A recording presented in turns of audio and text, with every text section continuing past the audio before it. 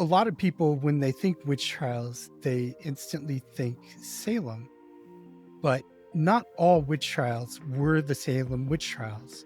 There were witch trials for a very long time, and all of these witch trials that happened in Europe and America, especially, influenced the Salem witch trials, and that's how we got what we got. The beliefs that were shared in the accusations of what witches did and who they were, those came from European and other American, especially New England, witch trials, because there were writings about those and they were well read and also spread through word of mouth. Welcome to The Thing About Salem. I'm Josh Hutchinson. I'm Sarah Jack. To really understand the Salem witch trials, you must know that they did not happen in a bubble. That's right. There are many other witch trials around the world in history that influenced what happened in Salem. We're going to focus today on British North America. Many European, particularly English writings, were used by the justices of the Salem court and the ministers who were advising them when they were making their rulings and deciding what kind of evidences they were going to accept against the accused witches. Yeah, and tales of European witchcraft influenced the very accounts that the accusers and confessors claimed had happened. Witch trials had actually been happening in New England since 1647. Now, keep in mind that Salem happens in 1692, so there were people being accused and tried for witchcraft in the area 45 years before Salem even happened. In fact, allegations had been made since at least 1638 in New England, when John Winthrop wrote that Jane Hawkins, an associate of Anne Hutchinson, different Hutchinson family, she's not your Hutchinson, was believed by many to be a witch. But she didn't go to court. She didn't go to court for that. In this time before Salem, there's a name that you should know, and her name is Alice Young. She was from Windsor, Connecticut, and she was hanged in Hartford on May 26, 1647. She was the first woman hanged by the colonies. And that's by any of the British North American colonies. She's the very first to be hanged. And then the following summer, Massachusetts decides to get in on the act, and Margaret Jones of Charlestown is hanged June 15th, 1648 in Boston. But after Margaret, it goes back over to Connecticut, where 34 people were indicted, some more than once, for witchcraft crimes. In fact, in Connecticut, beginning in 1647, going on until 1697, there were 14 people that were convicted of witchcraft. 3 of them either were reprieved or their conviction was overturned, while the other 11, sadly, beginning with Alice Young, were hanged. Have you heard of the Hartford Witch Panic, 1662 to 1663? There were 14 people accused there. 4 of them were actually convicted and hanged. In fact, the final hangings for witchcraft in the Connecticut colony occurred January 25th, 1663. That's ending the hangings 29 years before the Salem witch trials started. The witch trials that were happening in Connecticut and throughout the American colonies, other than Salem, were generally small affairs. Other than the Hartford Witch Panic, we're talking about 1, 2, maybe 3 people getting arrested at the same time in a witch hunt, and a couple going to trial, and maybe generally 1 person being convicted. Sadly, Margaret Jones wasn't the only woman that was executed by Massachusetts before Salem. There were more witch trials and convictions that occurred. 31 individuals were indicted for witchcraft between 1648 and 1691, and those 31 indictments resulted in 8 convictions. And that was over 50 years. That wasn't over 50 minutes. Like it would seem happens in the Salem, where there was way more than 31 indictments. Yeah, you think about 1648 to 1691, 31 indictments, there's not even one every year. So it was sparse, sporadic, localized, individual accusations going up against people in that period. Yeah. And the 8 convicted of Boston are still awaiting their exonerations. If you would like to sign the petition with us to promote having the general court exonerate those 8, you can do that at change.org/witch trials. Those 8 convictions did lead to 5 executions. 2 women received lighter sentences, and 1 man was convicted, but his conviction was reversed. And he ended up escaping to Rhode Island to get away from the accusations. That was Hugh Parsons. And if you would be interested in seeing an exhibit about his life and his accusations, and if you're in New England this fall before, I think it's November 3rd, you can go to the Springfield Museums in Springfield, Massachusetts. It's a really excellent exhibit on his life. And another thing about the executions in Massachusetts, they occurred in Boston. All the witch trials before Salem occurred in Boston. That was where any felony, any capital offense was tried by the highest court in the land rather than by some local court.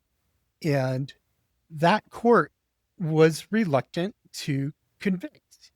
Indeed, between 1656 and 1688, there were no executions at all. And finally, a Goody Glover was accused in 1688 because the Goodwin children were afflicted. They were acting like they were bewitched.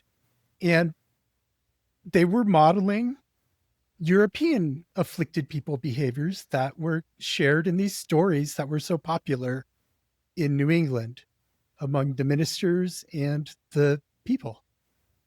Cotton Mather wrote about the Goodwin children and their afflictions and his disgust for Goody Glover. That witch trial was very unlike the Salem witch trials because this woman, English was not her first language. She was Irish Catholic. Yeah. And the behaviors of the children, because Cotton Mather wrote about this, he published his book, Memorable Providences, in 1689. And then he published a second edition in 1691, just the year before Salem. So the story's fresh in everybody's minds and imaginations, including the children who become afflicted in Salem Village in January 1692. Their behavior really mimics the behavior of the Goodwin children, flying around rooms, flapping their wings, making animal sounds, being repulsed at the idea of doing work or learning any good things, but being rambunctious, I guess you could say. Goody Cole is well known in New Hampshire for her witchcraft trials. That's right, I said trials. She's tried multiple times in Massachusetts because New Hampshire is under the control of Massachusetts for a large chunk of the 17th century. And so she keeps having to go down to Boston for trial and stay in jails in Boston. And she lives in Hampton, New Hampshire, where today she's memorialized. A couple other notable witch trials elsewhere in the American colonies are what happened in Virginia. The very first accusation was in 1626. That was Joan Wright, and that's a great story. It's a sad story, but it's interesting. Wow, that's 66 years before the Salem Witch Trials. Somebody down in Virginia is being accused of witchcraft. There was an indentured servant who was convicted there. His name was William Harding, and he was whipped and banished in 1656. And another very well-known woman who's like the Goody Cole of Virginia, Grace Sherwood, the so-called Witch of Pungo. She was tried by the water ordeal in 1706. So this is going on after Salem. They're putting her in a body of water to see whether she floats or sinks. And if she floats, that means the water's rejecting her. And so she's a witch. And guess what? She floated.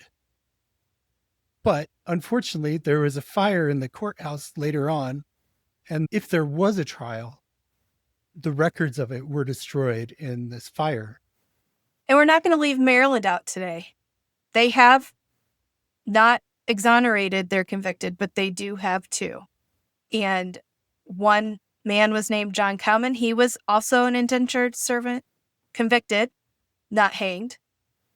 But there was a woman, her name was Rebecca Fowler, and she was convicted and hanged in 1685 in Maryland.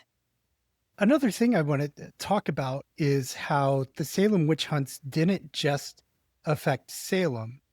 We call it the Salem witch hunt in the Salem witch trials because the trials happened in the townhouse in Salem. That's where they actually physically took place.